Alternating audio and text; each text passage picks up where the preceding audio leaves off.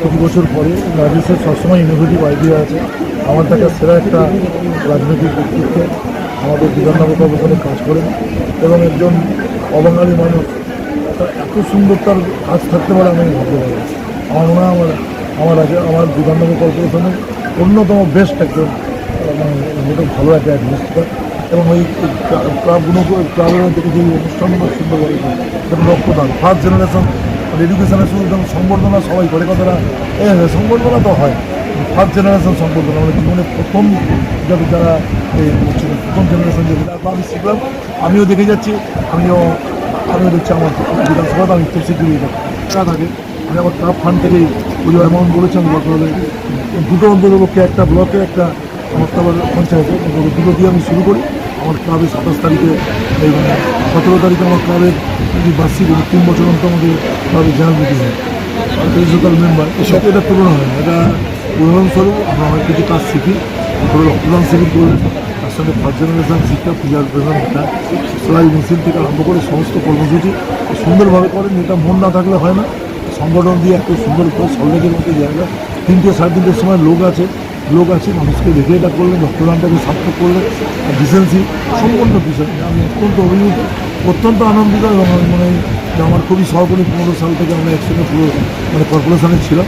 আমার সেরা পাওনা যদি কর্পোরেশন করতে এসে কোনো মানুষের সান্নিধ্য আমাকে খুব বিষয় মনে করেন, তার 1 নম্বর মানুষের নাম রাজেশ সিনেমা আর 2 নম্বর মানুষের নাম সুদীপ। এখনও সুদীপটা এবারে কর্পোরেশনে নেই, কিন্তু আমার সমস্ত প্রোগ্রামে ওনাকে বাদ দিয়ে আমি কিছু করি না। সম্পর্কটা আমাদের সেভাবেই স্থাপন হয়, আমরা মনে করি এবং রাজেশ সত্যি একটা কাজ হচ্ছে। এটা ওর সামনে ফ্লাটারিং করার ব্যাপার না, থেকে বয়সে ছোটো তো আমি বলছি যে একটা খুবই অবস্থা আমাদের বাড়ি হিংসা হয় যদি আমার বিধানসভাতে ওয়ার্ডটা হতো আরও কাজ আমাদের কম্বাইন এবং এত সুন্দরভাবে কাজ করে কাজের প্রতি সবারই এবং আমাদের রাজ্যের মন্ত্রিসভার সব গুরুত্বপূর্ণ সদস্যরাই ওকে চেনে। আর একটা মনে রেখেছে কোনো সিদ্ধার্থ সম্প্রদায় আজকে নেই, আজ কজন লোক সিদ্ধার্থ সম্প্রদায় মূর্তি বসিয়েছে, ও একজন কোনো ভাষা নেই, ওর নানা ইনোভেটিভ আইডিয়া নানা বিষয়, এটা একটা দুর্দান্ত বিষয়। এই জন্য ওকে একটা দুর্দান্ত সংবর্ধনা আমরা দেবো।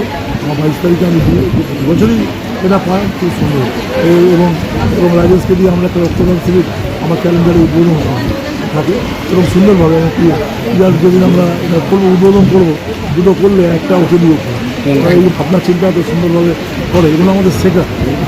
ভালো কাজের কোনো বিকল্প হয় না। কেউ কাজে কম্পিটিশন মনে করে, জেলাসি মনে করে, আমি মনে করি কাজ থেকে শেখা হয় মানুষের জন্য।